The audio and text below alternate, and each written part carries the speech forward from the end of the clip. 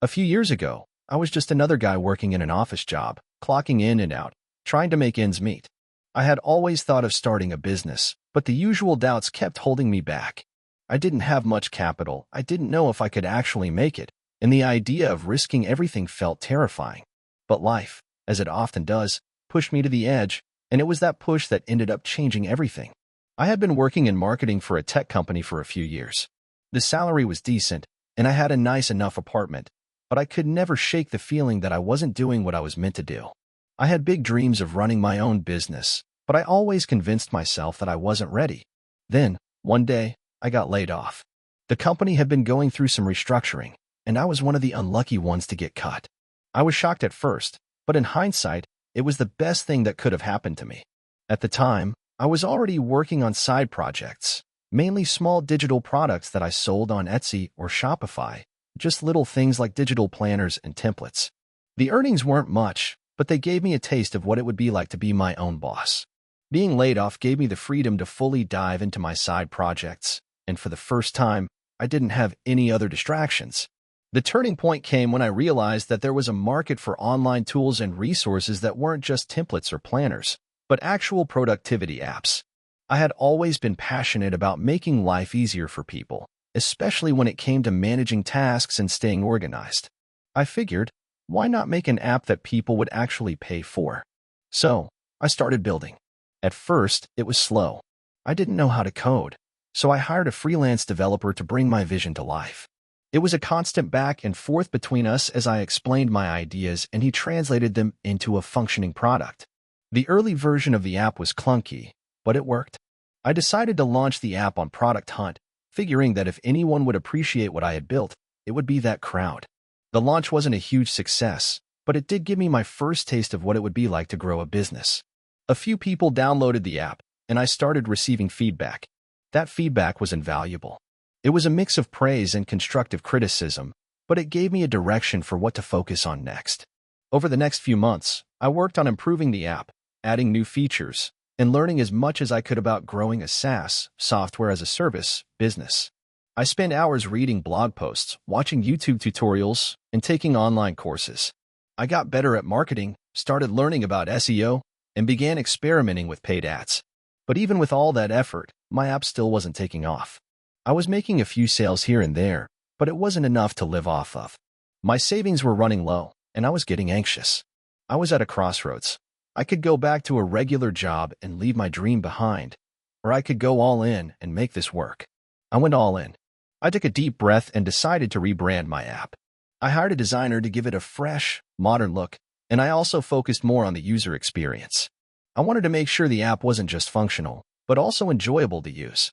I went through every feature with a fine-toothed comb, and I also invested in a customer support system that would allow me to respond to user feedback quickly. Around that time, I also made a big shift in my marketing strategy. Instead of focusing only on Product Hunt or other niche platforms, I started running Facebook and Google ads targeting people who were already searching for productivity apps. I also partnered with a few influencers who could promote my app to a broader audience. Slowly but surely, people started noticing. One of the biggest changes came when I decided to add a free tier to the app. Before that, everything was paid up front, and it wasn't converting well. Offering a freemium model brought in a lot more users. They could use the basic features for free, and then they could upgrade for premium features. It wasn't an instant success, but the freemium model helped me build a user base, and once people saw how useful the app was, many of them converted to paid plans. In the next year, everything changed. The app's user base grew steadily, and I was finally able to reinvest in the business. I hired a small team to help with customer support, design, and marketing. Having a team was a game changer. I could finally focus on product development and growth without getting bogged down by the day-to-day operations. I also started attending industry conferences and networking events, which helped me gain even more traction. Slowly, people started taking notice of my brand. By the end of year 2, I was making enough to quit the side gigs and rely solely on my business. The revenue wasn't massive yet, but it was steady, and I had enough to cover my living expenses and reinvest in growth. Fast forward to today, and my app is used by thousands of people. I'm still running the business with a small, tight-knit team, and we're constantly iterating and improving. We've expanded our product offerings, and we've even launched an online course to help people get the most out of the app. We're still in a very competitive space, but I've learned how to stand out by providing value, listening to my users, and constantly adapting. Looking back, it's crazy to think about how far I've come. I went from being terrified of starting a business to running one that now supports me and a small team. The road wasn't easy, and there were plenty of nights I stayed up wondering if I was crazy for trying to make this work. But if there's one thing I've learned, it's that you don't need everything figured out to start. You just need to start. I never could have predicted where this journey would take me.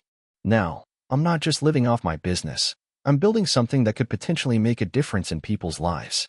The next step is scaling even further, and I'm excited for the future. To anyone out there thinking about starting something on their own, just go for it.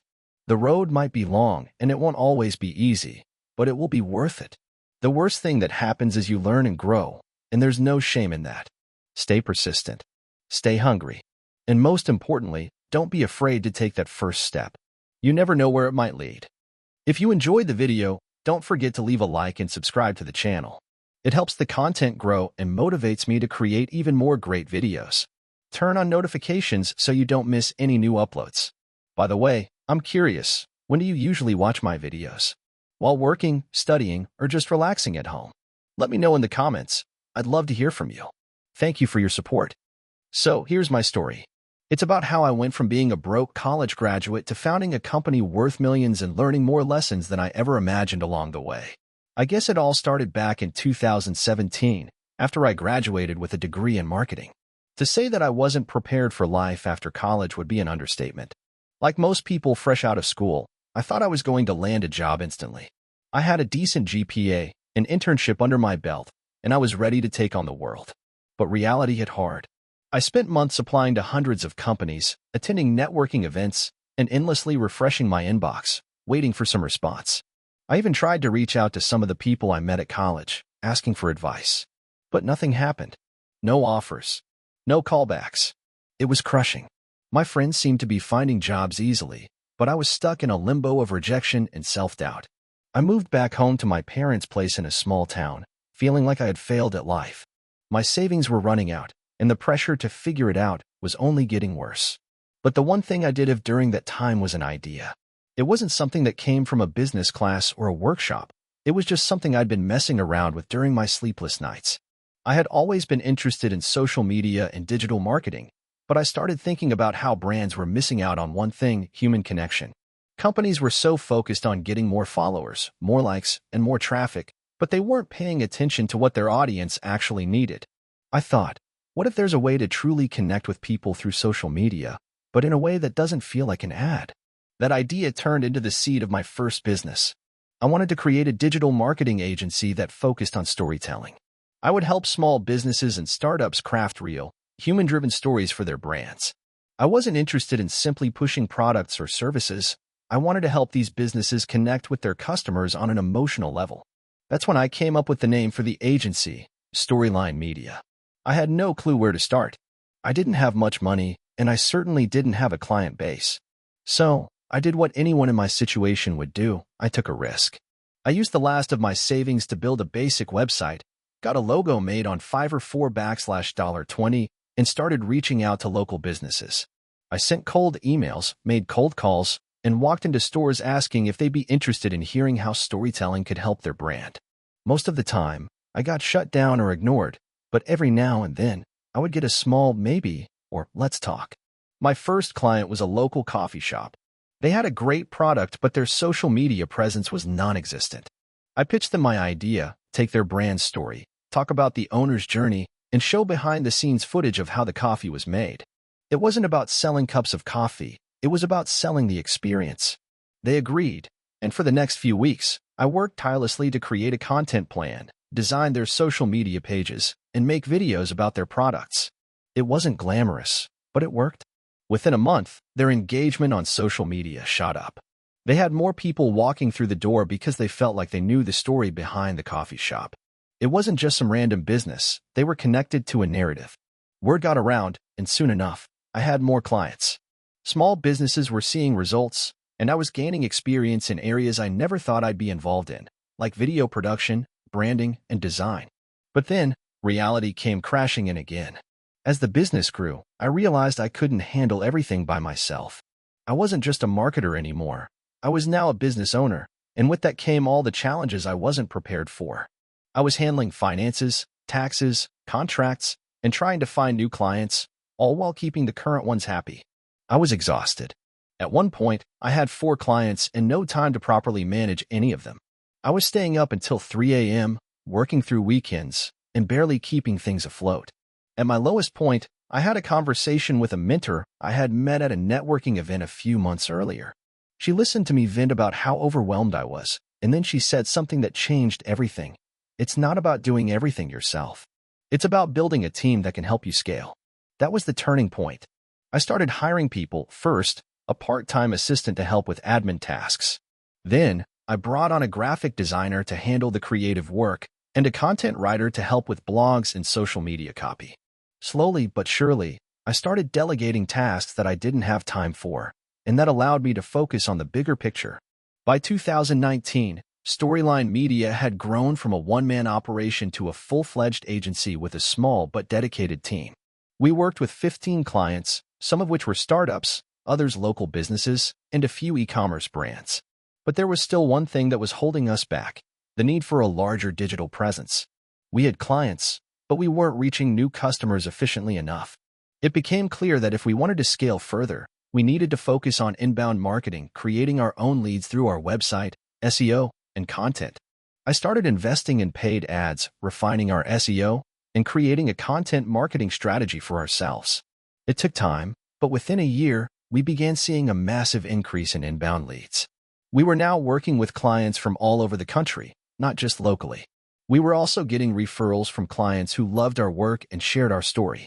In 2021, Storyline Media had officially crossed the 6-figure revenue mark. We were profitable, and I was able to pay myself a decent salary for the first time in years. But more than that, we had established a brand. We weren't just a digital marketing agency anymore. We were a company that cared about storytelling and connection. Then came the biggest challenge of all: scaling beyond the limits of a small team.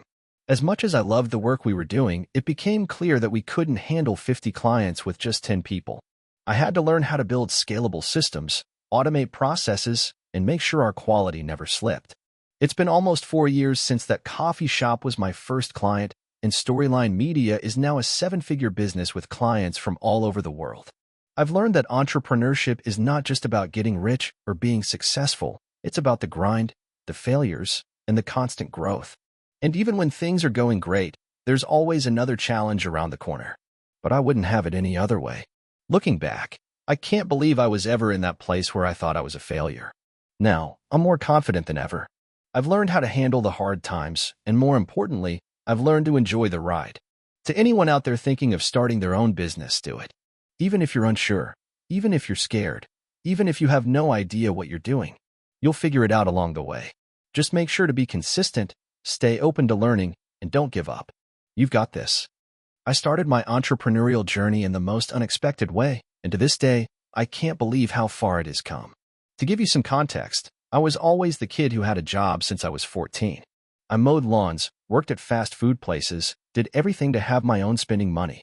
But what really set me apart was my knack for finding opportunities that others didn't see. It's funny how that mindset stuck with me through all the ups and downs. I had just graduated from college with a degree in business administration, and I had no idea what I wanted to do. The job market was terrible, and everyone kept telling me, "Oh, just go work for a corporation, climb the ladder." But I didn't want to do that. I didn't want to be stuck behind a desk all day, working for someone else's dream. I had bigger ideas. So I tried my hand at a few things. I sold products online, dabbled in freelancing, even briefly tried my luck with a food delivery service, but nothing stuck. I was burning through savings and barely getting by. That's when I had a conversation with a friend that would change everything. We were sitting at a cafe when she brought up an interesting idea. She told me she was considering starting a small business that would help people who had lost their pets. Specifically, a service where we would help families find lost pets using social media platforms, flyers, and local networks. At the time, it seemed like a niche market, but I was intrigued. I'd been using social media platforms to sell products, and I knew how powerful they could be. We agreed to team up and give it a shot. The first few months were rough. We struggled to get clients, and we had no idea what we were doing. We spent hours creating flyers, posting ads, and reaching out to local communities, but the response was slow. My bank account was draining fast, and the pressure was mounting. I was starting to question if this whole thing was just a huge mistake. But then, something miraculous happened. A woman reached out to us on social media, desperate to find her lost dog. She had tried everything, and nothing worked. We got to work immediately, putting up flyers, posting on local groups, and canvassing the area. After a week of relentless effort, we found her dog. She was overjoyed and incredibly grateful. That was the moment when everything changed. Word of mouth spread like wildfire. More people started reaching out to us, asking for help finding their pets. At first, we were doing everything ourselves, handling social media, printing flyers, making phone calls, and coordinating volunteers. But as the business grew, we realized we needed to expand our team. We brought in a few people to help with various aspects, and suddenly, the business became more efficient.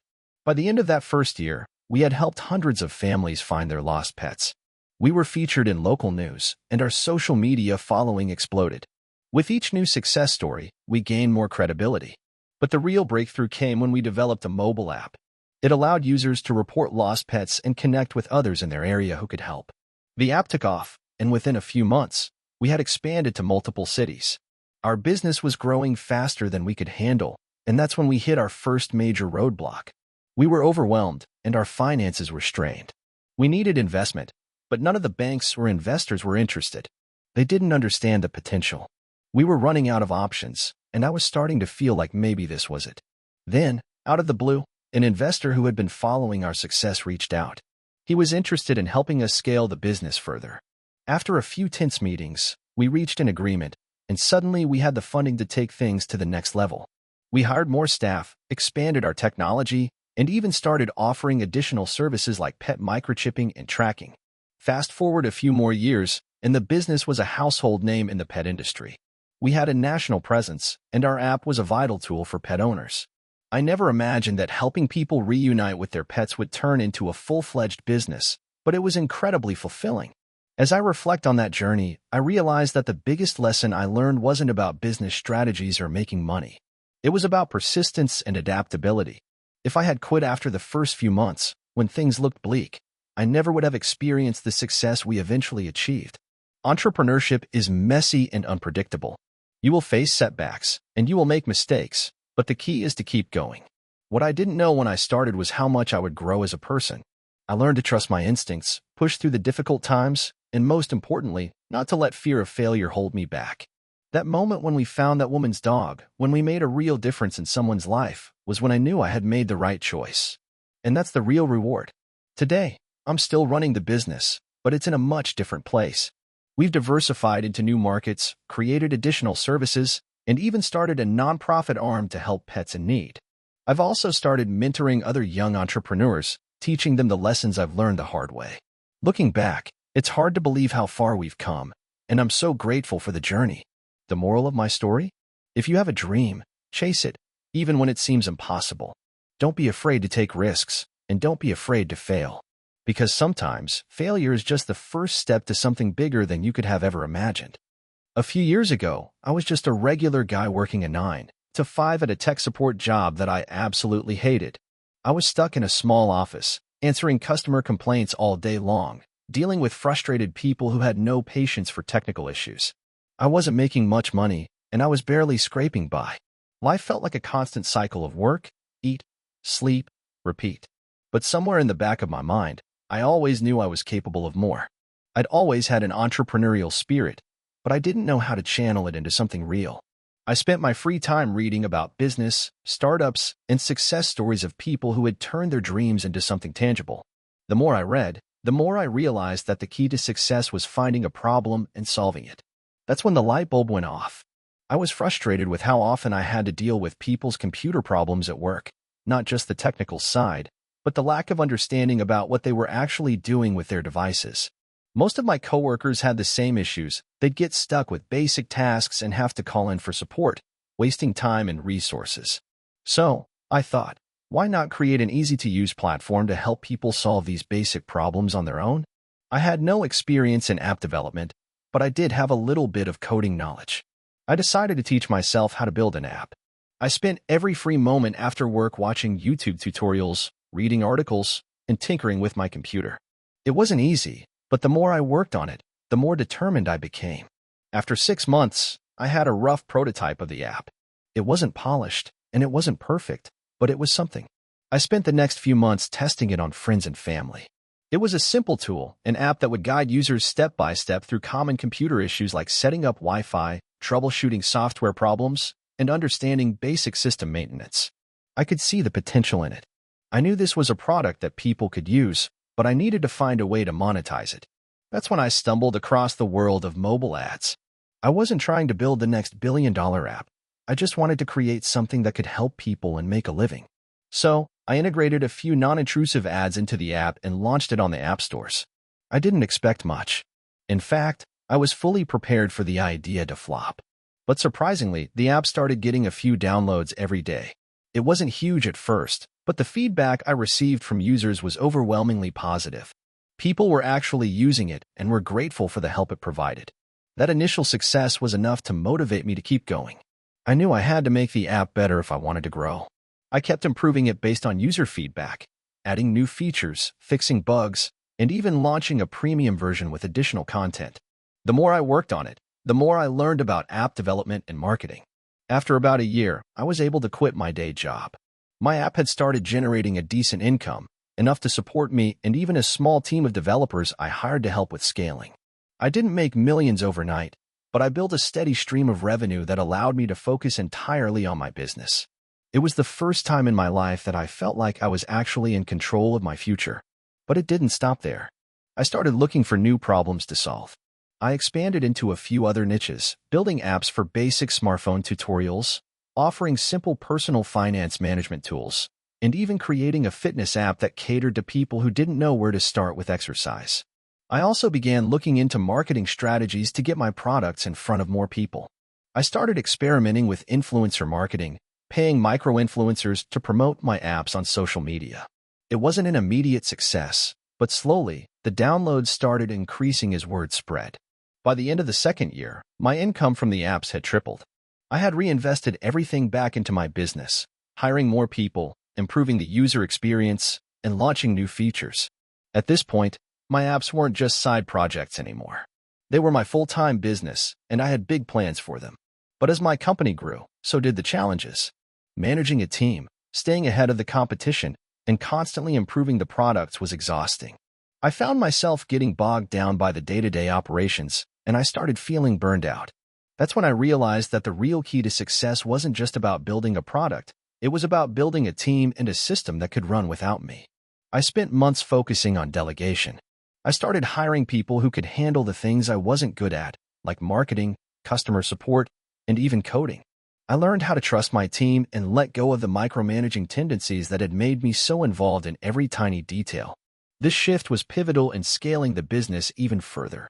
My team became the backbone of the company, allowing me to step back and focus on the big picture. With the team in place and the business running smoothly, I turned my attention to expanding even more. I started reaching out to investors and pitching the business as a whole, rather than just focusing on individual apps. After a few rounds of pitching, I found an investor who believed in my vision and was willing to put money into growing the business further. With the investment, I was able to market more aggressively, expand the product line, and hire additional talent. A year after securing the investment, my company was making 7 figures annually. It still felt surreal to me. I remember those early days of struggling at a dead-end job, wondering if I'd ever escape the grind, and now I was leading a thriving business that was helping thousands of people every day. It wasn't an overnight success. It took years of hard work, learning from mistakes, and constantly pushing forward, but I finally felt like I was living my dream. Looking back, I've learned so much from my journey. One of the biggest lessons I learned is that persistence is everything. There were so many times when I felt like quitting, when the weight of failure seemed unbearable, but pushing through those moments is what made all the difference. Another lesson is that no one does it alone. Building a team, asking for help, and learning to delegate were the most important steps I took to growing my business. Today, my business is still growing, and I'm always on the lookout for new opportunities. I don't take anything for granted, and I always remind myself where I came from. I'm proud of what I've built, but I know that the real work is just beginning.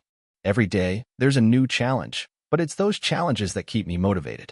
I'm not just chasing a paycheck anymore. I'm chasing something bigger, the opportunity to keep learning, keep growing, and keep helping people solve problems in ways that make their lives easier. If there's one thing I can say to anyone reading this who is stuck in a dead-end job or feels like they're never going to get anywhere, it's this: keep going. Start small. Find a problem to solve. Be persistent. And don't be afraid to ask for help when you need it. You've got this. I'm a 28-year-old who started my entrepreneurial journey in a small town, and I have a story I think a lot of people can relate to. It's been a roller coaster ride of failures, lessons, and finally a bit of success. This is how I went from barely scraping by to running a small but profitable online business. Growing up, I didn't have much in terms of money or connections. My family struggled, and I spent most of my childhood focused on survival rather than dreaming big. I wasn't great in school either. I didn't excel at grades, nor did I have any particular passion for a career path like some of my friends did. But I had this one thing: I hated the idea of working for someone else. The thought of being stuck in a 9-to-5 job forever made me want to scream. So, I knew I had to make something of myself, even if I didn't know exactly how at first. At the age of 22, I found myself working at a local coffee shop. It was decent, but the pay was low, and I was still living paycheck to paycheck. It wasn't enough to cover bills, student loans, and other expenses. So one day, after work, I just decided to start a side hustle. I had always been interested in technology, so I thought, why not build websites for small businesses? I could code, but not really well, just enough to put together something basic. It seemed like a good idea, so I started offering my services to anyone who would listen. The truth is, I had no idea what I was doing at the time. I went around town with flyers that I printed myself. Most people weren't interested, and I got a lot of rejections. But I kept pushing. I remember this one restaurant owner who let me build a simple website for her business for $50. It was the most exciting $50 I'd ever earned. But that website didn't really do much for her business. I didn't know how to market or drive traffic, so I quickly realized that my skills in building websites weren't enough. Then came my first big breakthrough. I stumbled upon a free online course on digital marketing.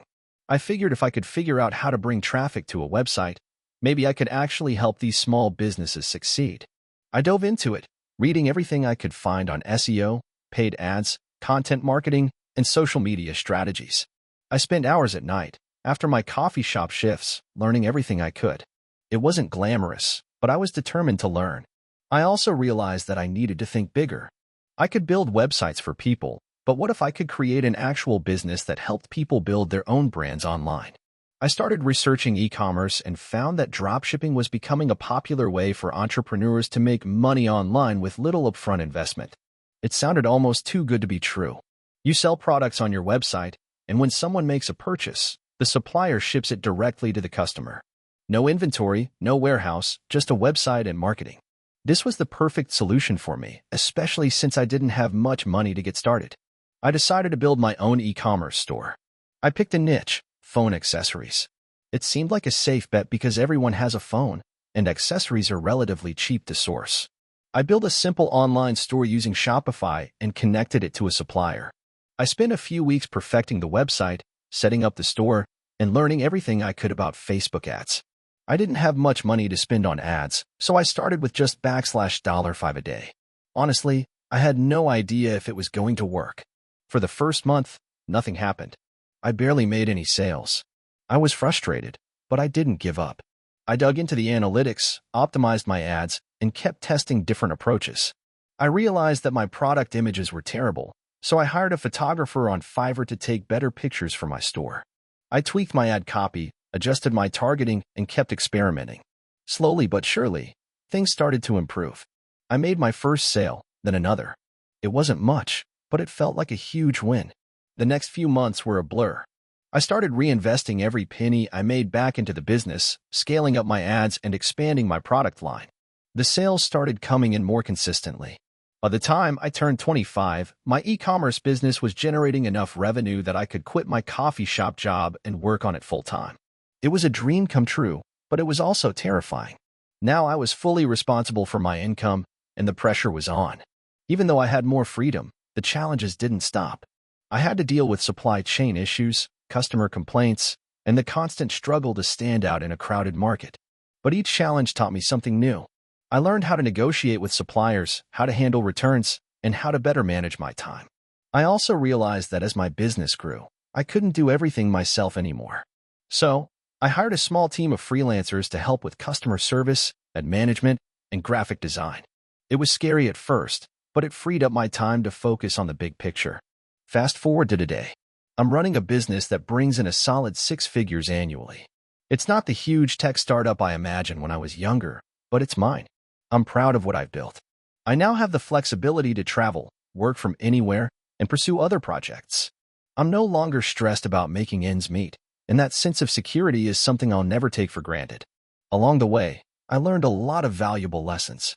First, persistence is key. There were so many times I wanted to give up, but sticking with it was what made the difference. Second, it's important to keep learning. The internet is full of free resources, and it's crazy how much information is out there if you're willing to invest the time. Third, you don't need a massive investment to start. I got started with just a few $100s and slowly built up from there. Lastly, I've learned that building a business isn't a straight path. There are setbacks, but every mistake is an opportunity to learn and grow. I'm not saying my story is unique. There are millions of entrepreneurs out there hustling and working hard to build something from scratch. But I hope this story can serve as a reminder that you don't need a degree from an Ivy League school, a rich uncle, or some big breakthrough idea to start your journey. You just need the drive to keep going when things get tough and the willingness to learn and adapt. It's not going to be easy, but if I can do it, so can you. To anyone reading this who is thinking about starting their own business, go for it. Don't wait for the perfect moment, because it may never come. Learn from every failure and keep pushing forward. You've got this. I've been an entrepreneur for over a decade, and the story of how I got to where I am now feels like something straight out of a Hollywood script. From living paycheck to paycheck in my early 20s to running a successful tech company, I've experienced the highs, the lows, and everything in between. But this journey didn't happen overnight. It was a result of years of struggle, learning from mistakes, and ultimately, pushing through the pain when it would have been easier to quit. It all started when I was 23. I had just graduated from college with a degree in computer science, but the job market wasn't great. I spent months applying to tech companies, getting a handful of interviews, but no offers. I lived in a small one-bedroom apartment in the city, scraping by with whatever odd jobs I could pick up. I was coding in my free time, creating small apps and projects, just trying to keep my skills sharp. But the reality of living paycheck to paycheck, with student loans hanging over me, was starting to take its toll. One night, after a particularly frustrating day of job rejections, I was sitting in my apartment, scrolling through Reddit. I came across a post about a new startup accelerator program. They were offering seed funding, mentorship, and the chance to pitch to investors. It was a long shot, but it felt like a sign. I had an idea for an app one had been working on for months, a project management tool designed to help small teams collaborate more efficiently. It wasn't groundbreaking, but it was practical, and I knew there was a market for it. With nothing to lose, I applied for the program. I polished my pitch, tightened up the app's functionality, and sent in my application. A few weeks later, I got a call. I was accepted into the accelerator. I could barely believe it. This was my big break, and I wasn't going to waste it. The first few months were an absolute whirlwind. I moved into a co-working space, surrounded by other hungry entrepreneurs. The accelerator provided office space, mentors, and weekly check-ins. But what they didn't provide was the one thing I had underestimated: the sheer amount of work and sacrifice required to build a company. At first, I was excited. I'd spend my days coding, designing the app, and trying to figure out how to make it scalable. But I quickly learned that building a business was about much more than just coding. There were customer support issues, marketing challenges, and business strategy decisions to make. I had to learn how to pitch, negotiate with potential investors, and create a viable financial plan. I was spending 16-hour days in front of a computer, working on everything and nothing at the same time. The pressure was relentless. One of the first lessons I learned was the importance of team dynamics. I had always prided myself on being a solo coder, but the reality of running a business is that you need a team that can complement your skills. I hired my first 2 employees. One was a marketing expert, the other a designer. They were both incredibly talented, but the real breakthrough came when we added a sales expert to the mix. He knew how to talk to customers, identify pain points, and close deals. We finally had a trifecta of skills, and the product started to gain traction. But things weren't always smooth sailing. About 6 months into the accelerator program, we hit a massive roadblock. We had been getting good feedback from early users, but the app wasn't growing as quickly as we'd hoped. Our retention rates were low, and we weren't attracting enough paying customers. The pressure started to build. We were running low on cash, and the investors who had initially expressed interest were starting to lose faith. I remember a specific moment when I was sitting in a meeting with our lead investor. He told me point blank that if we didn't show significant growth within the next 2 months, they were going to pull the plug. That was a wake-up call. I left that meeting feeling like I was walking a tightrope, and one wrong move would send me crashing down. But instead of giving up, I doubled down. I decided to completely pivot our marketing strategy. We had been targeting small businesses and freelancers, but it wasn't resonating with them. We needed to focus on mid-sized companies that were looking for scalable solutions. I spent hours refining our messaging, reworking the app's features, and tweaking the onboarding process. I also made sure to personally reach out to every single customer who had given us feedback, asking them what they liked and what they didn't. I wasn't going to let this company fail without giving it my all. A month later, we launched a revamped version of the app with a targeted marketing campaign. The results were immediate. Retention rates shot up, new customers started signing on, and the investor who had once threatened to pull funding came back with more money and renewed faith. That was the moment everything changed. As the company grew, so did my responsibilities. We expanded the team, adding more developers, salespeople, and customer support reps. I learned quickly that being a CEO wasn't just about making technical decisions, it was about making tough choices, motivating your team, and maintaining the company culture. There were moments when I felt like I was drowning in tasks, but I had to remind myself that this was the price of success. Fast forward a few years, and the company is now thriving. We have over 100 employees, customers in 30 countries, and a product that continues to evolve. But the road to success was never easy. There were moments of doubt, failure, and heartache. I've had to fire people I considered friends, make sacrifices in my personal life, and face countless sleepless nights. But I wouldn't change a thing. The lessons I learned, the resilience I built, and the people I met along the way have shaped me into the entrepreneur I am today. Looking back, it's hard to believe how far we've come. The kid who was living paycheck to paycheck, unsure of what the future held, is now running a thriving company with a vision for the future. I've had my share of failures, but each one taught me something valuable. The key to entrepreneurship isn't avoiding failure, it's learning how to get back up when you fall. I hope this story can serve as a reminder that success isn't an overnight thing. It's the result of hard work, persistence, and the willingness to learn from every setback. If you're reading this and feeling stuck, just remember, the journey is long, but it's worth it. Keep pushing, keep learning, and most importantly, never give up. I've always been a firm believer in the idea that the greatest business ideas often stem from the simplest problems. My journey as an entrepreneur started with something I never expected, a plumbing issue. It all began in 2016, when I was living in a small apartment in Brooklyn. The building was old, and the plumbing, well, was ancient. The pipes would freeze in the winter, the water pressure would drop randomly, and there was always a strange smell lingering from the pipes that I could never quite figure out. But what really pushed me over the edge was a small leak in my kitchen. One morning, I came into the kitchen to find the floor flooded, and the leak was coming from a place I couldn't reach without moving all of the cabinets. I called a plumber, hoping it was a quick fix. After all, it's just a leak, right?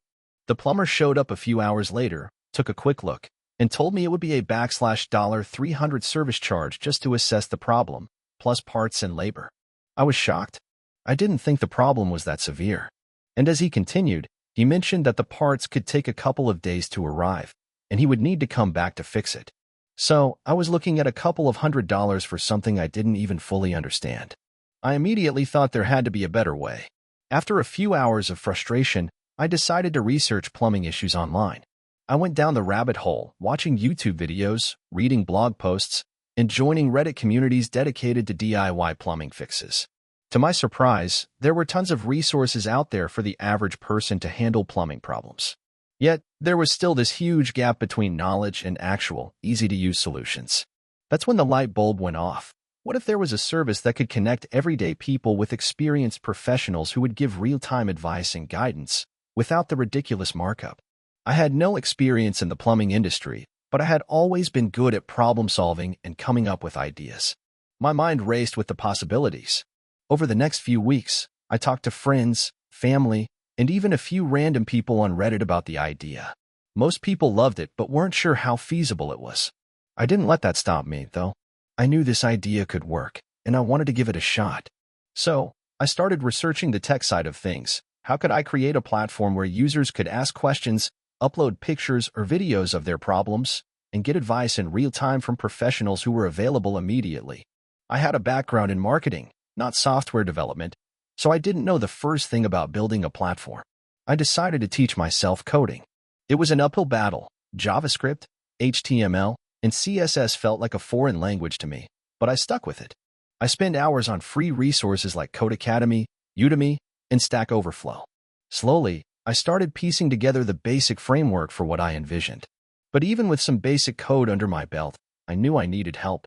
I couldn't launch a full-fledged app on my own, so I started reaching out to developers on freelance platforms. I connected with a talented developer named Jason, who had experience in building service-oriented platforms. We hit it off immediately. He believed in the idea as much as I did, and within a few weeks, we had a working prototype of the platform, which we named Fix It Now. The core concept of Fix It Now was simple. Customers could upload pictures or videos of their home issues, such as plumbing, electrical, or even appliance malfunctions. And real-time professionals would offer advice and solutions directly through a chat system or video call. These professionals could offer live guidance and give estimates for parts and services if needed. Fix It Now would take a small percentage of the transaction. We decided to go the MVP, minimum viable product, route first. It wasn't perfect, but it was enough to get people interested. We launched in early 2017 with a basic website and a small pool of contractors willing to try out the service. We advertised on social media, Reddit, and a few local classifieds websites. I used my marketing skills to drum up some interest, but we quickly realized that getting customers was harder than expected. Sure, there were people who needed help, but convincing them to trust an untested platform with something as important as home repairs was a tough sell. I wasn't discouraged, though. In fact, it motivated me to push harder. We started offering free consultations for the first few users in exchange for feedback. Slowly but surely, the reviews started rolling in. People liked that they could get advice quickly and without having to pay for an expensive visit from a plumber. The professionals on the platform appreciated the flexibility and the chance to make extra income on the side. By mid-2017, Fix It Now was starting to gain traction. We expanded the service to include other home repairs and maintenance, like electrical issues, HVAC repairs, and even carpentry. I hired a small customer support team, and we started getting more and more professionals on board. But there was still one big problem. Our platform didn't scale well. It was clunky, slow, and not user-friendly. The last thing I wanted was for customers to get frustrated before even trying to use the service. In 2018, after a year of trial and error, we decided to invest in a major redesign of the platform. We hired a UX/UI designer to help us overhaul the website and create a mobile app. This was a huge step for us, as we were still bootstrapping the business and every penny counted. But the redesign made a huge difference. The platform became much smoother, and more people started using it. The growth was slow but steady. Fast forward to 2020, and we were finally in the position to start scaling.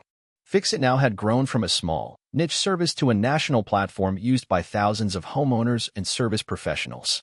We had secured seed funding from a few angel investors who saw the potential in our model. The app was being used by professionals in over 30 states, and we were expanding into new service areas. Looking back on those early days, when I was sitting in my flooded kitchen, frustrated and desperate for a solution, it seemed surreal. We built something that was born from a simple problem. Today, Fix It Now is a fully functional platform with a dedicated team and thousands of users. We even have plans to expand into international markets in the coming year. Starting a business was never easy, and it was certainly never linear. But the journey has taught me that the best ideas often come from the most unexpected places. And while plumbing may have been the catalyst for my entrepreneurial journey, the real lesson was about persistence, learning, and having the courage to take risks.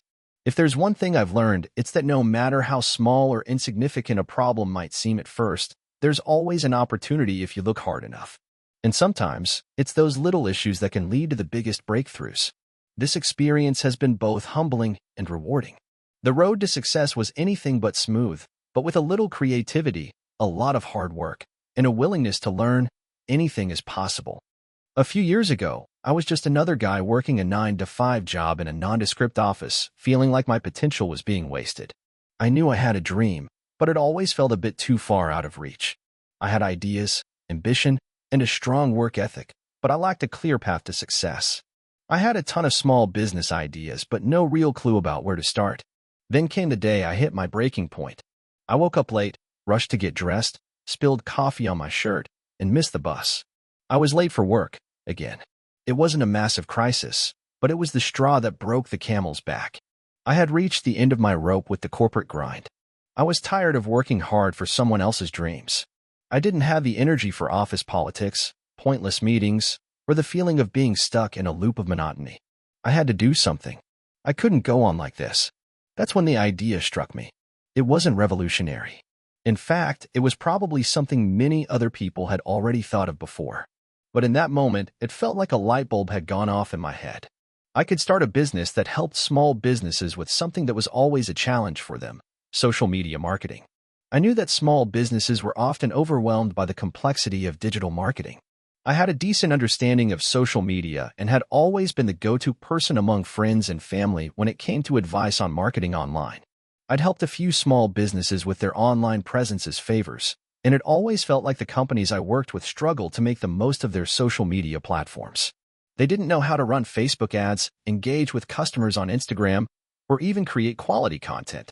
But I could help them with that. I decided that I was going to leave my job and start my own social media marketing agency. The decision wasn't easy. I had bills to pay, a mortgage, and a family to support. My friends and family were skeptical, and I was definitely nervous. But the idea of being my own boss, working with creative people, and building something from the ground up was enough to make me take the plunge. The first few months were brutal. I had no clients, no experience running a business, and not enough money to hire anyone to help me. I spent days learning everything I could about digital marketing, attending free webinars, reading books, and watching YouTube videos. I taught myself how to run Facebook ads, create engaging content, build email lists, and optimize websites. It was overwhelming, but I kept pushing forward.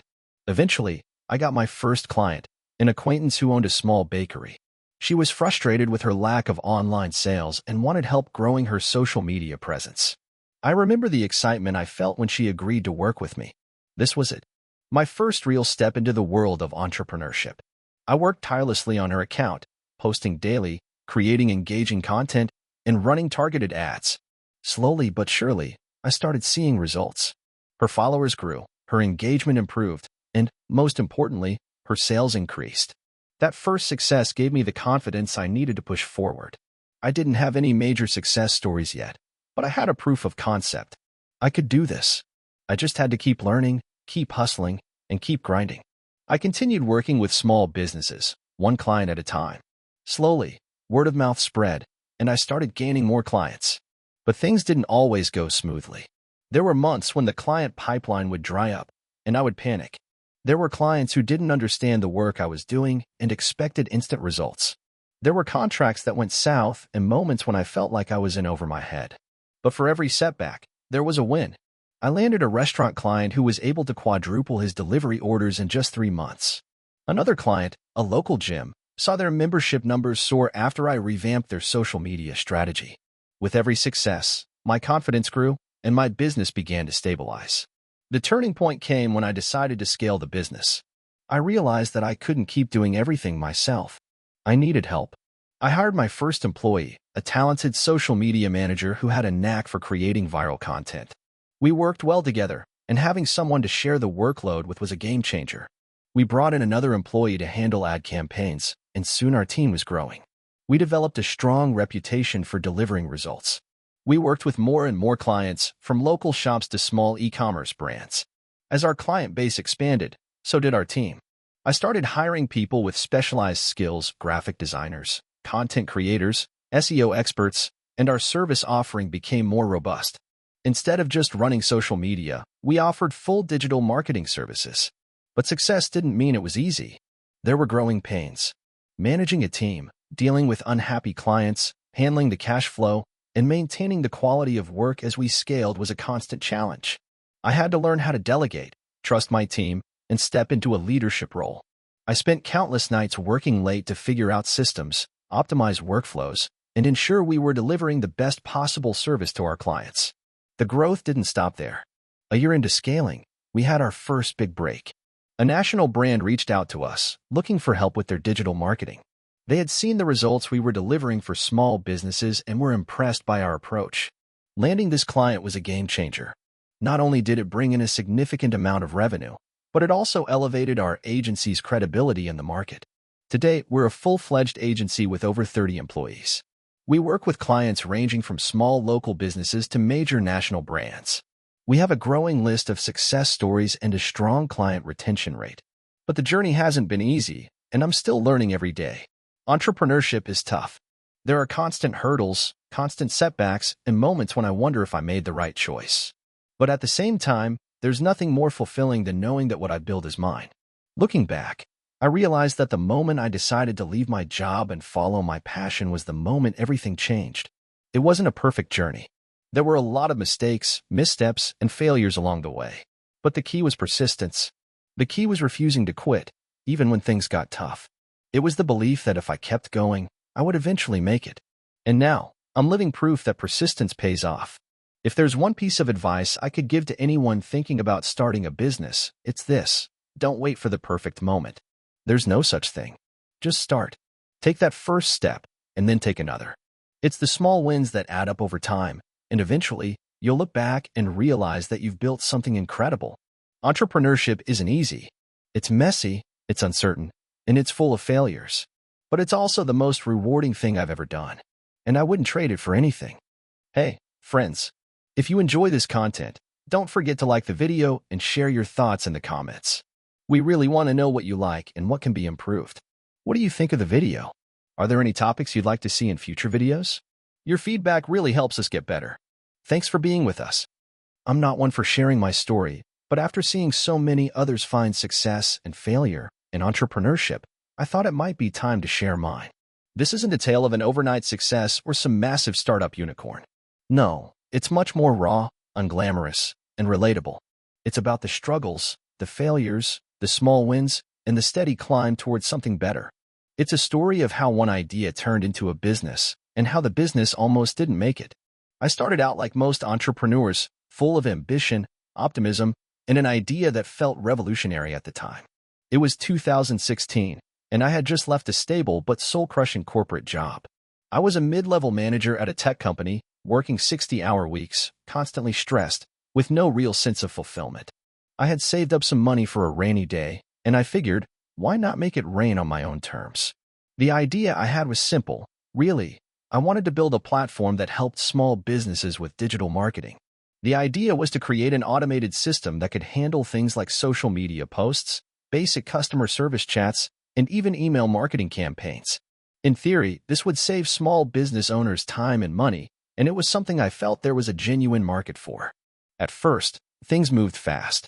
I pulled together a small team of developers I met through LinkedIn, a couple of friends who were graphic designers, and one person who had experience in sales.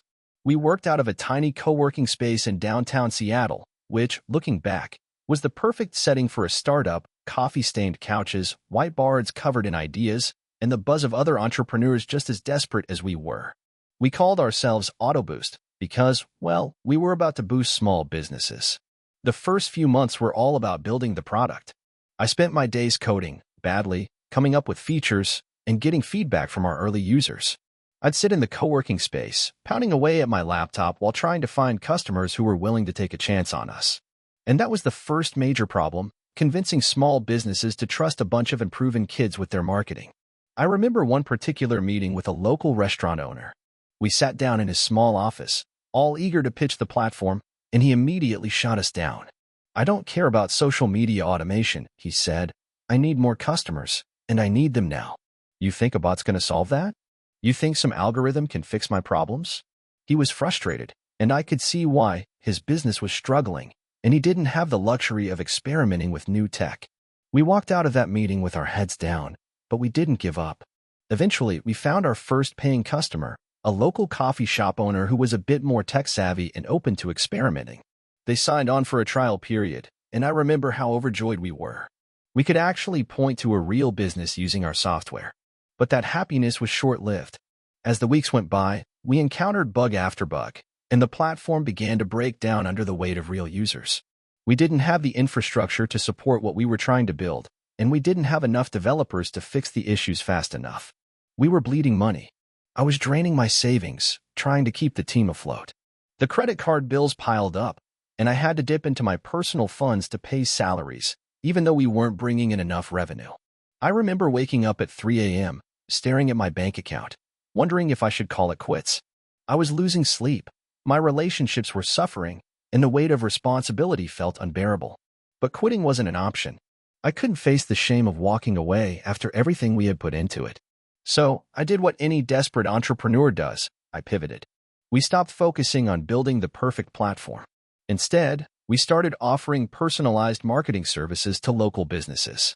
We began manually managing social media accounts, sending out newsletters, and even running ads on behalf of our clients. The idea was to build a relationship with them and demonstrate the value of what we were trying to automate. The services weren't as scalable, but they were profitable, and they gave us cash flow, which was all I cared about at the time. Over the next year, we built up a small but loyal customer base. We weren't making a fortune, but we were surviving. And that was enough. The team stuck together, and we learned from every mistake, each failure, and every frustrating setback. We kept getting better, learning how to market, how to scale, and how to actually build a product that people wanted. By 2018, we had stabilized. We were no longer on the brink of collapse, but we also weren't sitting on piles of cash. We had grown enough to hire a small sales team, and our services were starting to gain some real traction. We even launched a new version of our platform, a much more refined, stable version that could actually support the needs of our clients. But the real kicker was that, by that point, we had earned the trust of our customers, who didn't just see us as a service provider, they saw us as a partner. That was the turning point. Once we built that trust, everything changed. We were able to raise our prices, expand our offerings, and hire more people. We began getting referrals, which felt like a small miracle. I spent less time worrying about survival and more time focusing on how we could expand and improve the platform. It wasn't easy. There were still long nights, angry clients, and software bugs, but it was a different kind of challenge. It was the kind of challenge I wanted to face. By 2020, we were profitable. We had a solid customer base, a better platform, and a growing team. It wasn't a multi-million-dollar company, but it was my company. And that was enough for me. We weren't scaling like some Silicon Valley startup, but we were slowly and steadily growing. It was slow, deliberate, and sustainable, qualities I appreciated after everything I'd been through. Looking back, I wouldn't change a thing.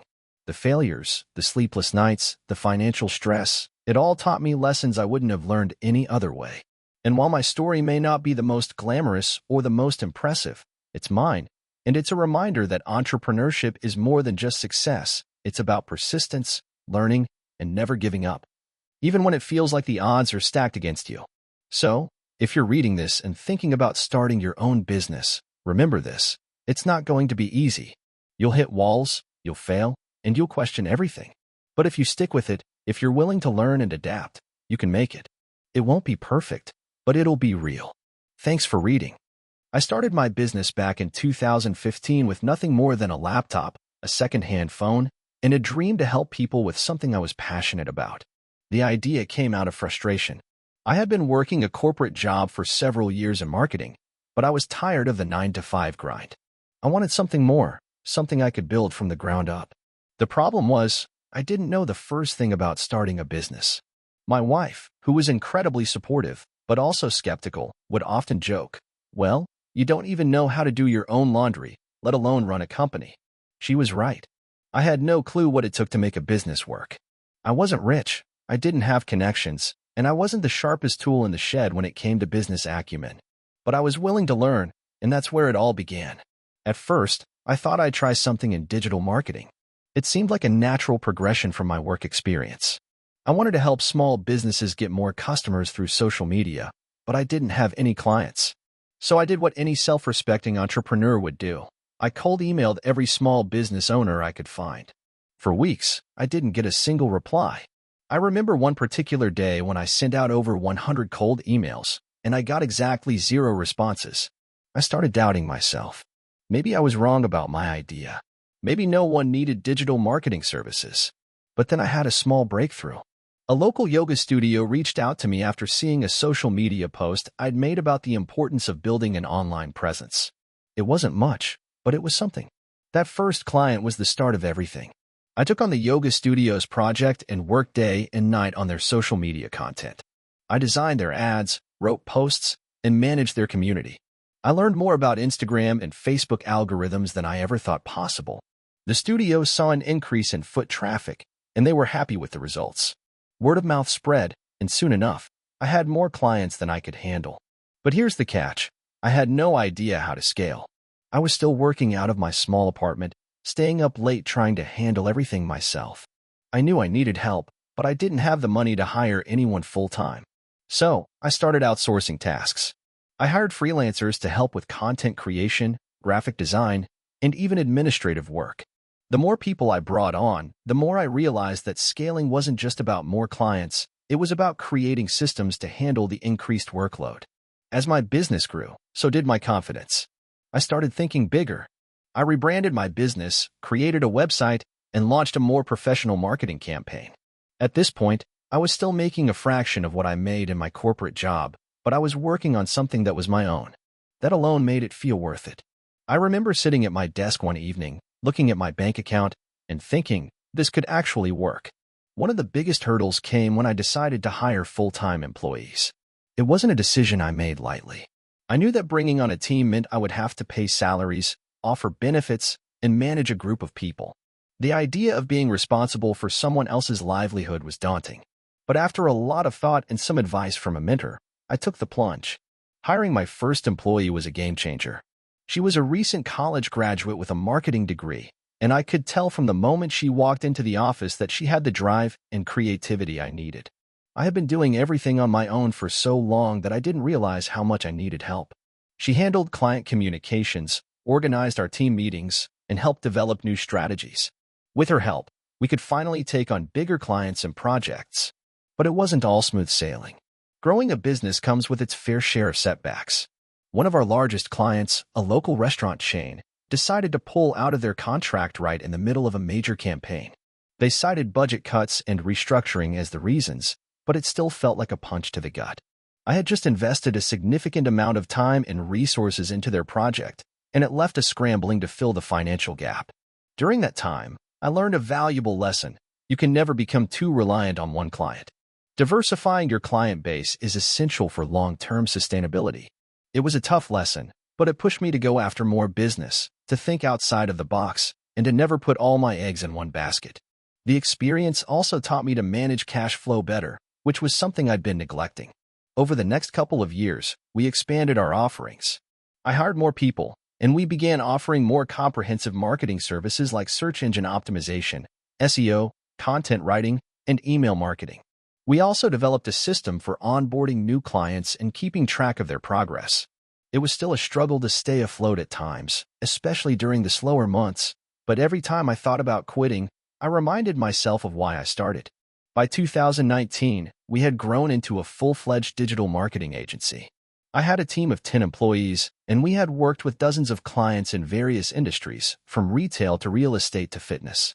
My revenue had more than tripled from when I first started, and I had a solid pipeline of clients. But despite the growth, I was still feeling overwhelmed. I was juggling sales, client relations, operations, and marketing all at once. I didn't want to burn out. That's when I made another big decision. I hired a CEO. This wasn't a decision I made lightly.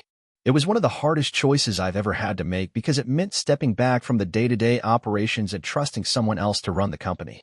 But it was the best decision I ever made. The new CEO brought fresh perspectives and expertise, allowing me to focus on strategy and growth instead of getting bogged down in the day-to-day grind. Fast forward to 2025, and my agency is thriving.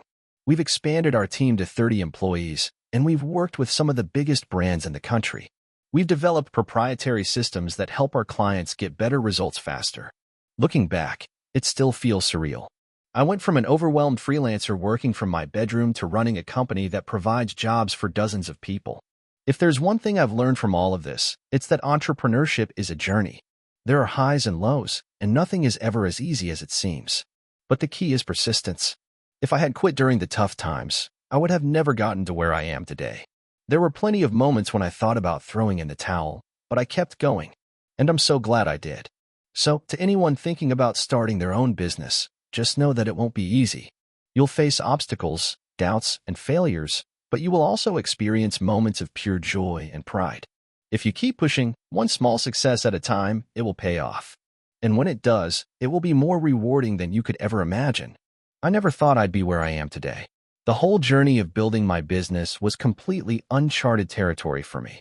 But if there's one thing I learned, it's that success doesn't come from following a perfect blueprint. It comes from experimenting, learning from mistakes, and adapting along the way. Here's how I went from a broke college grad to running my own successful e-commerce company. Grab a seat, this is a long one. To start, let me give you some background. I graduated college in 2017 with a degree in marketing. Honestly, I was clueless about what I wanted to do. I had no grand career plans. My parents had always been supportive, but they had their own ideas about success. They wanted me to land a stable, good job, something that would give me security. So, like most new grads, I applied for whatever job was available and hoped for the best.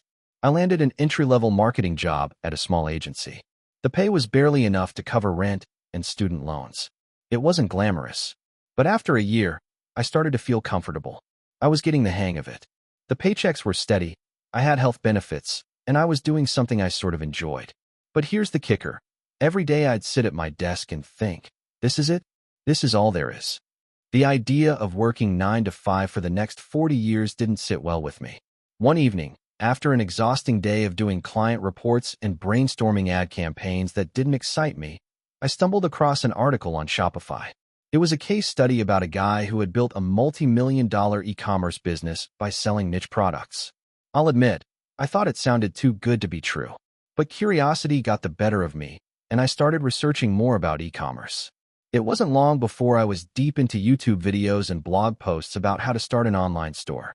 I realized that building a business was possible with minimal upfront investment. I could run it from my laptop, have control over what I was selling, and, more importantly, the possibility of scaling it beyond what I could imagine. I was hooked. I spent every free hour after work watching tutorials and learning about dropshipping, inventory management, product sourcing, and customer service. But here's the thing. I didn't have a clear idea of what I wanted to sell. I was overwhelmed by the options. I considered selling everything from phone cases to fitness equipment. One night, I remembered a problem I had faced a few months before.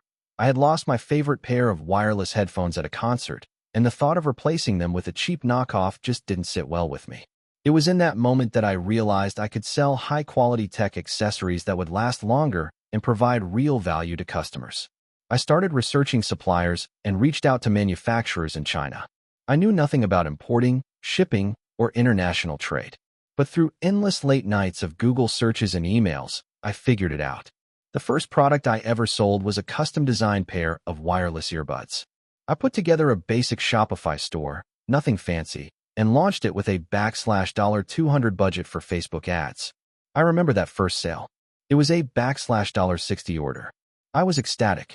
I had made money while I was sleeping. But I quickly learned that running an e-commerce business wasn't as glamorous as it seemed. There were a lot of things I hadn't anticipated. For example, the ad campaign I ran wasn't as effective as I had hoped. My product was good, but my website was unprofessional. The customer experience was lacking. Returns were an issue. The first few months were a grind. I was juggling my full-time job, trying to optimize my website, running ads that were barely breaking even, and dealing with all the operational hiccups that came with a new business. To make matters worse, I was constantly comparing myself to other entrepreneurs who seemed to be crushing it with their e-commerce stores. I felt discouraged. Maybe this whole thing wasn't for me. But here's where I made my first major pivot. I realized that I wasn't focusing enough on what truly mattered, customer experience. Instead of focusing on driving more traffic to my store, I started refining the things that would make a difference for the customers I already had. I revamped my website, made it more user-friendly, and made sure to respond to every single customer inquiry. I started offering better packaging and including handwritten thank you notes with each order. That's when things started to change. I still remember the first time a customer left a glowing review about how much they loved the product and the little personal touch in the packaging. That was a huge turning point for me. I realized that small businesses could compete with giants like Amazon by offering better service, better quality, and more personalized experiences. I spent the next year growing the business while still working my 9-to-5 job. I reinvested every penny I made into the business, improving my ads, testing new products, and working with influencers to spread the word. Eventually, I reached a point where my store was making enough profit to cover my living expenses, and I had enough savings to quit my job and go full-time. Leaving the security of a steady paycheck wasn't easy. The uncertainty scared the hell out of me, but the freedom was even more enticing. I took the leap. For the first few months, it was a blur. I spent every day working on my business, optimizing my operations, and figuring out the logistics of scaling. One of the hardest things was hiring my first employee. I knew I needed help, but it felt weird at first to entrust someone with tasks I had been doing myself. But I quickly learned that I couldn't do it all on my own. Fast forward to today. I now have a full-time team, and my business is doing 6 figures annually. I've expanded into selling other tech products, and I'm starting to work on a subscription service. My journey is far from over, but I've come a long way from that broke college grad with no clue what to do with his life. There are so many things I wish I had known when I started this journey. It wasn't easy. It's still not easy, but I wouldn't trade it for anything. If there's one piece of advice I could give anyone thinking about starting their own business, it would be this: you don't have to have it all figured out. You just need to start and keep learning from every mistake along the way. Starting a business has been one of the most rewarding experiences of my life. And while the road has been filled with doubts, challenges, and failures, every moment has been worth it. If you're sitting there wondering whether you can do it too, let me tell you, you can. Take the leap. It's terrifying, but you'll never know what's possible until you try. So this is my story of how I went from broke and struggling to finally building a small business that I can now call my own. It's a long one, and there are a lot of ups and downs, but it's been one heck of a ride. I hope it's helpful for someone who might be in a similar situation to where I was.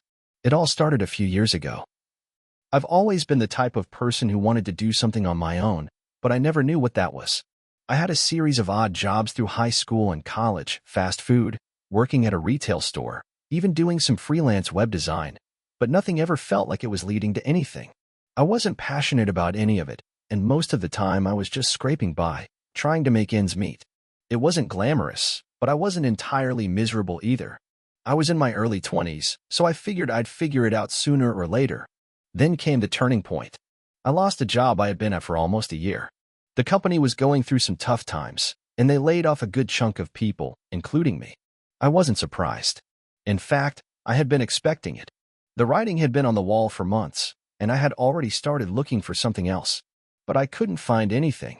I was sending out resumes left and right, attending interviews that went nowhere, and just generally feeling like I was stuck. I spent months working temp jobs, doing freelance gigs, but nothing was stable. I had no real direction. Around this time, I met a guy, Alex, who changed everything for me. Alex was someone I'd met through mutual friends, and he was one of those people who just had an aura about him, charismatic, driven, and focused.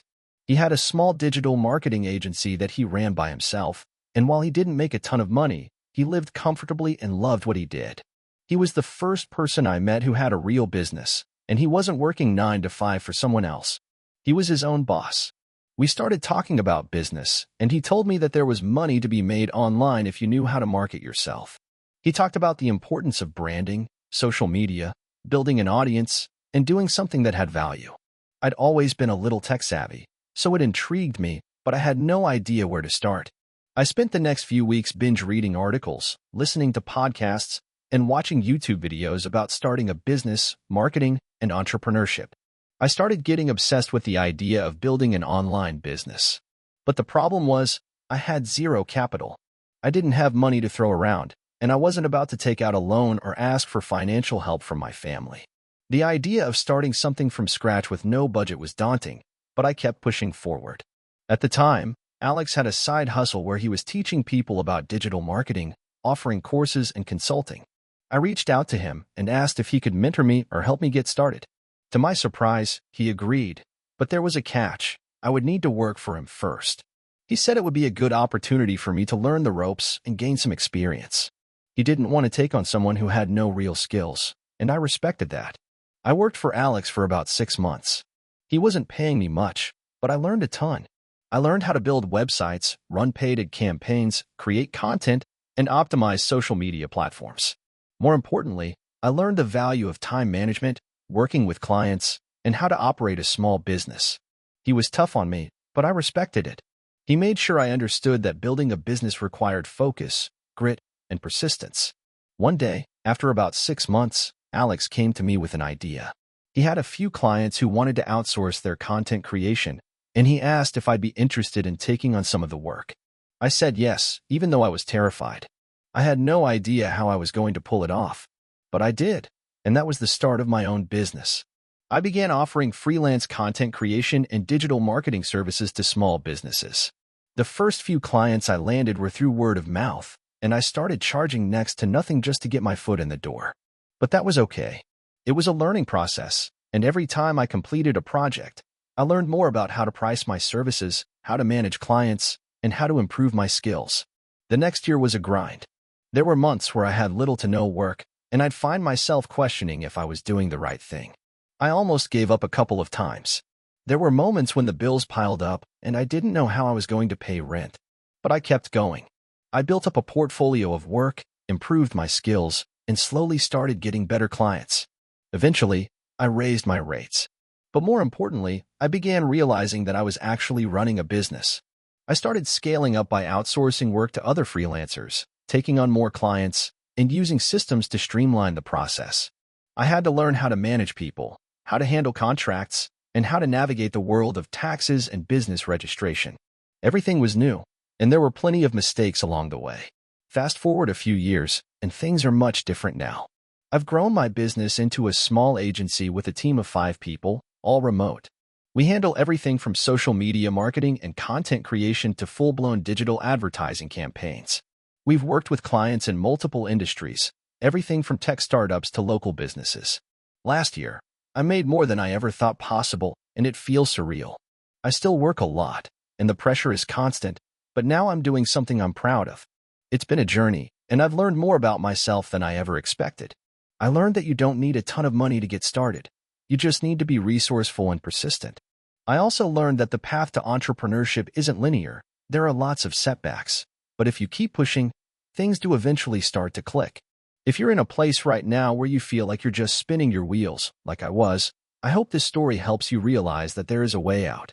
It's not easy, but it's possible. Start small. Learn constantly.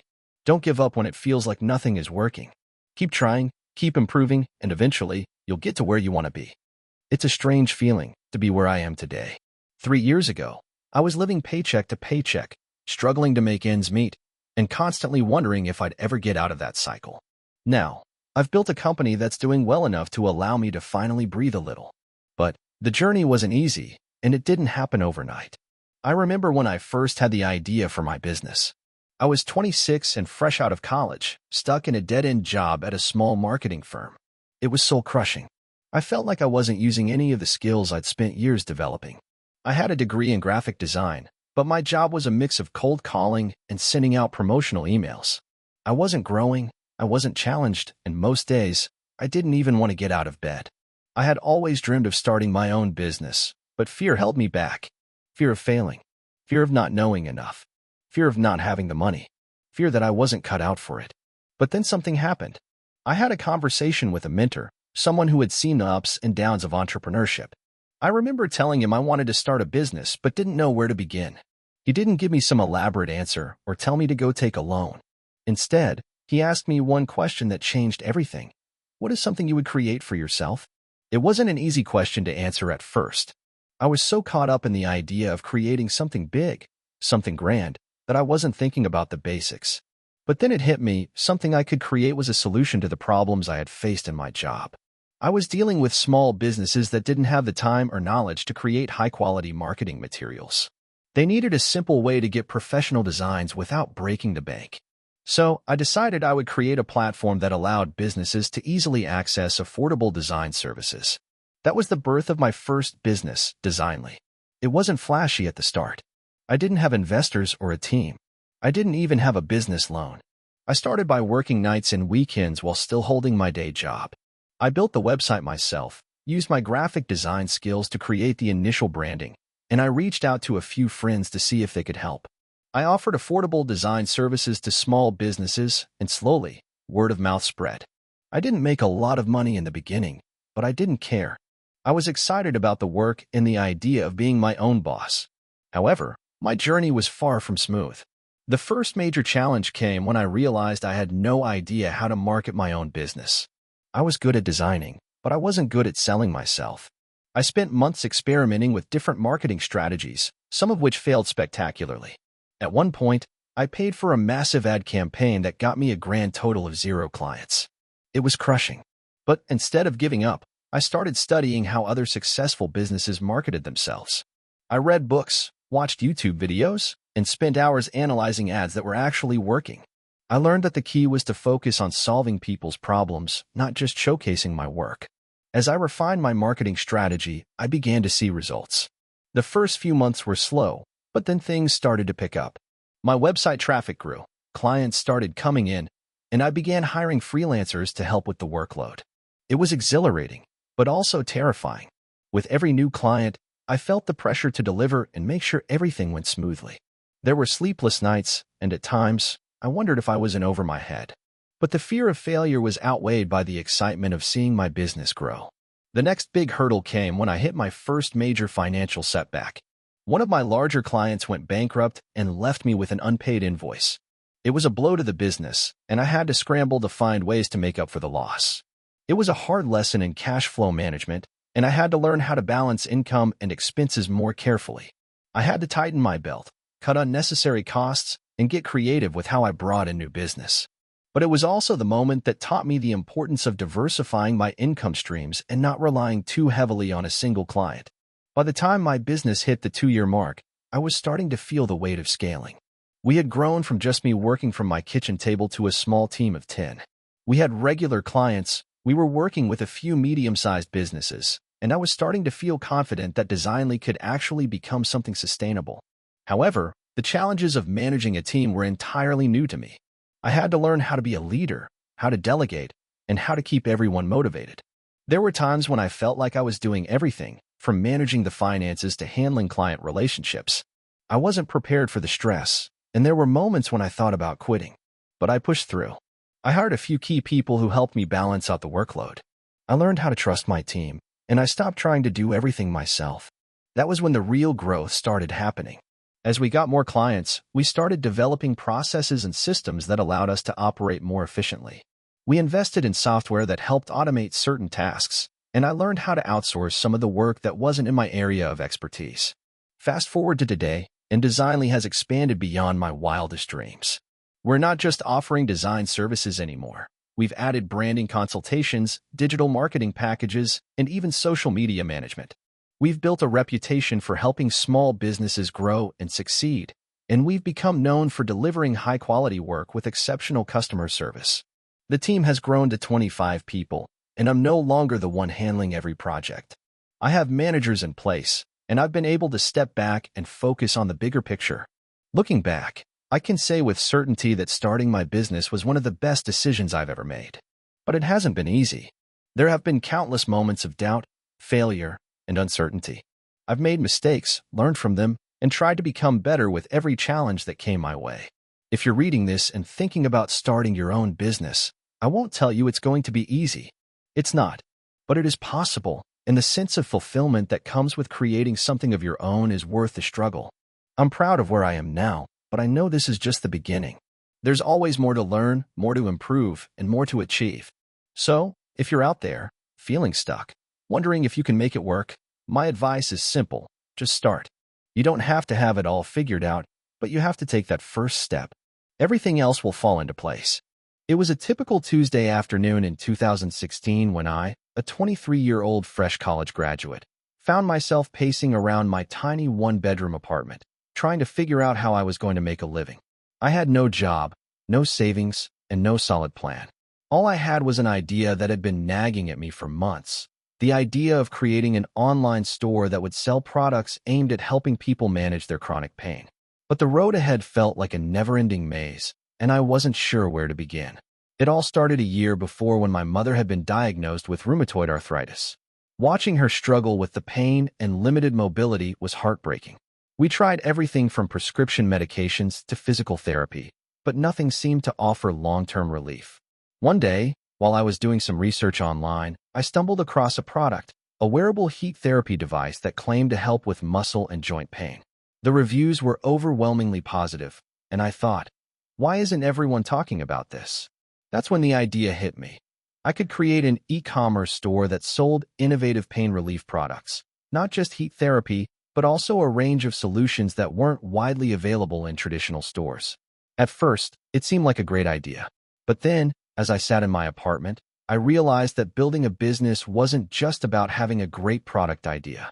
I had no idea how to build a website, find reliable suppliers, handle customer service, or market anything to the world. It felt overwhelming.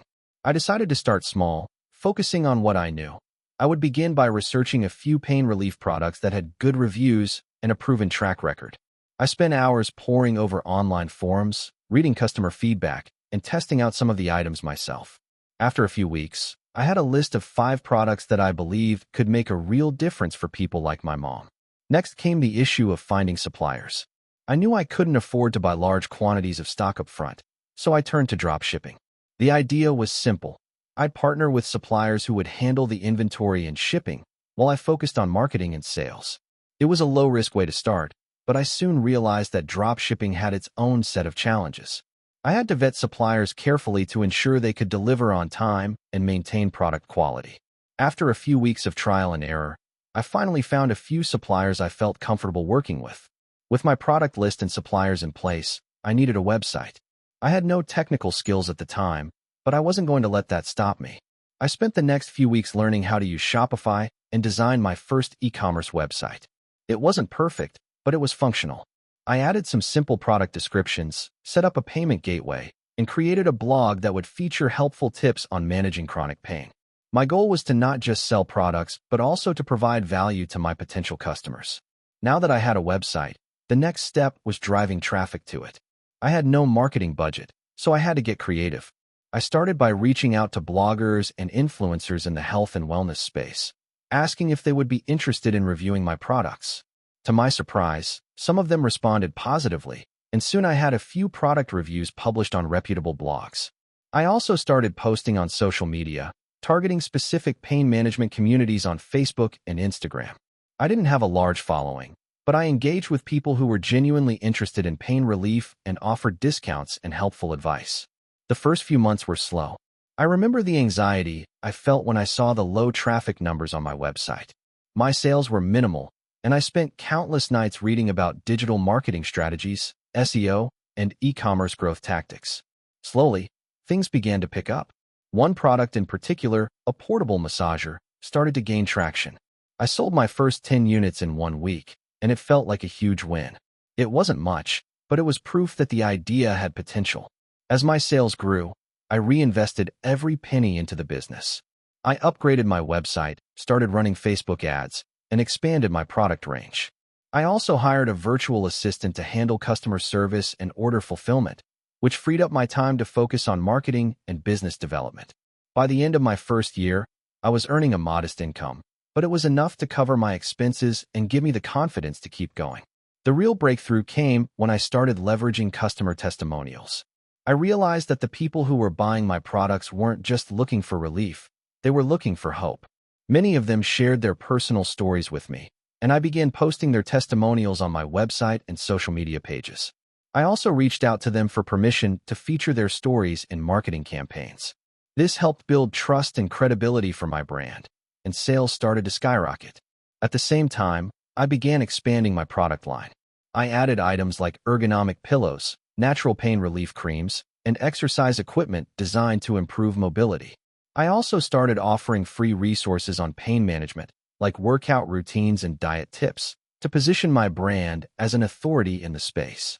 It wasn't just about selling products anymore. It was about building a community. By 2019, my online store had grown far beyond what I had ever imagined. I had employees working for me, and we were shipping products to customers all over the world. We were making a real impact on people's lives, and I knew that I was on the right path. Of course, it wasn't all smooth sailing. There were plenty of bumps along the way. There were moments of self-doubt, times when I thought about giving up, and plenty of logistical headaches. But every time I felt discouraged, I reminded myself why I started: to help people manage their pain and improve their quality of life. Looking back, I'm proud of how far I've come. From that nervous 23-year-old in a tiny apartment to running a successful e-commerce business with a passionate team behind me, the journey has been nothing short of incredible. And while the business has grown, my mission has remained the same: to help people live better lives by providing effective solutions for chronic pain management. In the end, it wasn't just about building a business. It was about making a difference in people's lives. And that, to me, is the true definition of success. I remember the day I decided to take the plunge into entrepreneurship like it was yesterday. It was a cold, gloomy morning in November, and I was sitting in my cramped office cubicle, scrolling through emails on my phone. I had worked at the same corporate job for 5 years, a steady 9 to 5 where I sat in front of a computer and crunched numbers all day. The salary was decent, the benefits were good, and the company had a solid reputation. But I couldn't shake the feeling that something was missing. I wasn't passionate about the work anymore. The drive I once had to succeed in my career had faded. The thought of striking out on my own had been swirling in my head for months, but it was one of those ideas that seemed like a distant dream, something I couldn't possibly achieve. But that morning, something clicked. I made a decision. I was done playing it safe. I had no idea how, but I was going to start my own business. My background was in data analysis, and over the years, I had started picking up a passion for tech. I had dabbled with side projects, building websites and apps in my spare time. Nothing huge, just simple tools that solved small problems for myself and a few friends.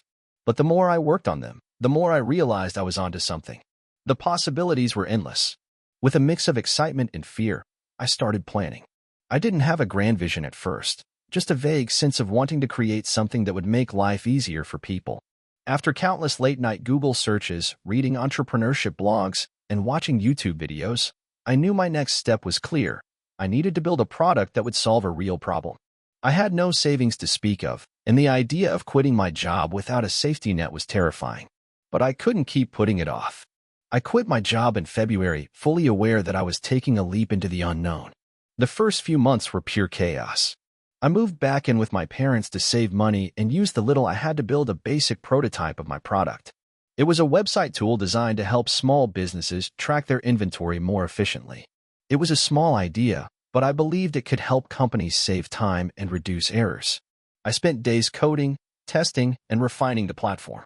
I didn't have a team or any support, so it was all on me.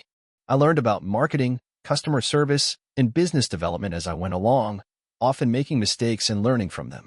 The hardest part was staying motivated during the long stretches of time when nothing seemed to work. My website wasn't getting traffic, and I wasn't making any sales. I questioned whether this was even worth it. But then, something clicked. I started reaching out to small businesses, offering free trials of my platform. Slowly, the feedback started rolling in. Some businesses loved it, others pointed out flaws, and I made adjustments based on their suggestions. It wasn't perfect, but I was getting closer. Months passed, and by the summer, I had my first paying customer. The feeling of getting that first payment, however small, was surreal. I had done it. I had created something that people were willing to pay for. From there, things started picking up. More businesses signed up, and I could finally afford to hire a freelancer to help with the design of the website. The platform looked better, worked better, and gained more attention. But just as things were going well, disaster struck. A competitor entered the market with a similar product, but with better branding, more features, and a larger marketing budget. I watched in horror as they started stealing away customers, offering features I couldn't afford to implement. I thought it was game over. I remember sitting in my office late one night, scrolling through their website, wondering how they managed to pull it off. That was the moment I realized I had two choices. I could give up, or I could double down and find a way to beat them. I wasn't ready to give up. So, I began working even harder.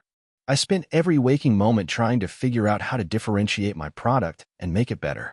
I shifted my focus to customer support. I realized that my competitors might have a bigger budget and more features, but they weren't offering the same level of personalized attention. I started offering free consultations to every business that signed up, providing one-on-one support and helping them integrate the platform into their operations. I also invested time in building a community of users, creating a forum where businesses could exchange ideas and solutions. Over the next year, my focus on customer relationships paid off. Slowly but surely, I regained the ground I had lost to the competitor. Word-of-mouth marketing took off, and businesses started referring others to the platform. My customer base grew exponentially, and I finally managed to raise enough money through a small angel investment to hire a full-time team. The next few years were a whirlwind. We grew faster than I ever could have imagined. I expanded the product offering, adding more features that set us apart from the competition. The company was no longer a small startup in my parents' house. It had grown into a legitimate tech business with a small office and a dedicated team of developers, marketers, and customer support agents. Looking back now, it feels like a lifetime ago. I've learned more about business and life than I could have imagined. There were times when I felt like throwing in the towel, when the road ahead seemed impossible. But somehow, through perseverance and a willingness to adapt, I made it. Today, my company is thriving, and I'm constantly amazed at how far we've come. I often get asked what the secret to success is. To be honest, I don't think there's one simple answer. But for me, it came down to being relentlessly focused on solving a problem, never giving up even when things seemed hopeless, and being adaptable enough to pivot when necessary. Above all, it was about taking that first step, trusting myself enough to take the risk and believing that I could make it work. If you're thinking about starting your own business, my advice is simple: don't wait for the perfect moment. There's never going to be a time when everything aligns perfectly. Just take the leap, learn from your mistakes, and keep moving forward. And if things get tough, and they will, remember that success isn't about avoiding failure. It's about how you bounce back from it. As for me, I still get nervous sometimes. But now, those nerves are a reminder that I'm doing something I love. It's no longer about the money or the recognition. It's about the journey. And that, I think, is the real reward. I've been an entrepreneur for about 6 years now, and the journey has been a roller coaster of ups and downs. But it all started with a single moment of doubt that led to a massive decision. Let me take you back to 2019. I was 24 at the time, working a typical 9 to 5 job in an office as a junior marketing analyst. It wasn't a bad gig, but I could tell it wasn't my passion. The corporate grind wasn't what I saw myself doing for the rest of my life. I was living in a small apartment in a big city, and I felt like I was just existing. I'd go to work, come home, eat, binge Netflix, sleep, and repeat. Sound familiar? One day, I had a pretty rough week at work, and on Friday afternoon, I was sitting at my desk, staring at the same spreadsheet I had been looking at for hours, thinking, is this it? Is this all there is? That thought hit me like a ton of bricks. It was the kind of thought that shakes you from the inside out. The kind of thought that makes you question everything. I had a good job, a steady paycheck, and benefits, but none of that mattered because I felt like I was suffocating. I decided to take the weekend off to think it through. I took a break from work emails, shut down my laptop, and decided to take a long walk through the city. I ended up spending most of the weekend reflecting on where my life was going, asking myself what I truly wanted to do. I kept circling around one idea: starting my own business. It wasn't a sudden epiphany or anything. I'd always wanted to be my own boss, but the fear of failure had always held me back. I always thought, what if it doesn't work? What if I lose everything? That fear had been my constant companion. But that weekend, something changed. I realized that I'd rather try and fail than live with the regret of never trying at all. I didn't have a detailed plan or a concrete business idea, but I knew I had to do something different. I took a deep breath, packed up my courage, and quit my job on Monday. The first few months were brutal. I didn't have a clue about what I was doing. I spent every waking hour reading business books, listening to podcasts, and watching YouTube videos about entrepreneurship. But that's the thing about starting a business. You have to wear a million hats. There were so many things I didn't know. I learned everything the hard way, from building a website to managing cash flow to dealing with legalities. It was overwhelming. I made my first attempt at an online business, a small e-commerce site selling niche fitness equipment. I had the products sourced, set up my website, and was ready to go. The only problem? I had no customers. No one knew my brand. My website traffic was abysmal. I tried everything from Facebook ads to Instagram influencers, but nothing worked. I burned through my savings in just a few months, and by the end of it, I had almost nothing to show for it. The business was a flop. It was a painful lesson. The fear I had been avoiding, failure, had finally come to collect. I was crushed, but deep down, I knew I wasn't done. I was down but not out. Instead of throwing in the towel, I took a step back and evaluated what went wrong. I realized that I hadn't really understood the market. I hadn't spent enough time connecting with my potential customers. I had made assumptions based on what I thought people wanted rather than listening to their actual needs. I learned the importance of market research and customer feedback. I also learned that I needed to focus on something I truly cared about. Selling fitness equipment was a good idea, but it wasn't something I was passionate about. So, I decided to pivot. A few months later, I launched a new business, a digital marketing agency. The idea was simple. I would help small businesses build their online presence.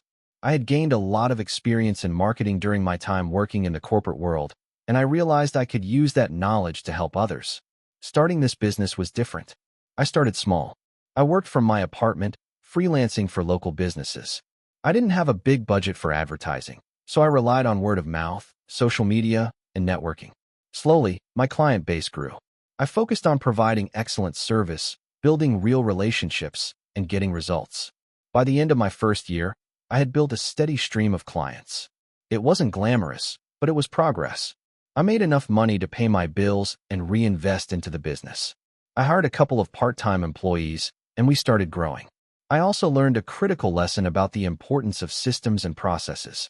Having solid systems in place allowed me to scale and freed up my time to focus on growth rather than constantly putting out fires. In my second year, things started to take off. I brought on more employees, refined my services, and expanded my offerings. We began to land bigger clients and started working with national brands. I could see the future clearly for the first time. But then, in the middle of my third year, we hit a wall. The pandemic hit. The world shut down. A lot of our clients, especially small businesses, were struggling.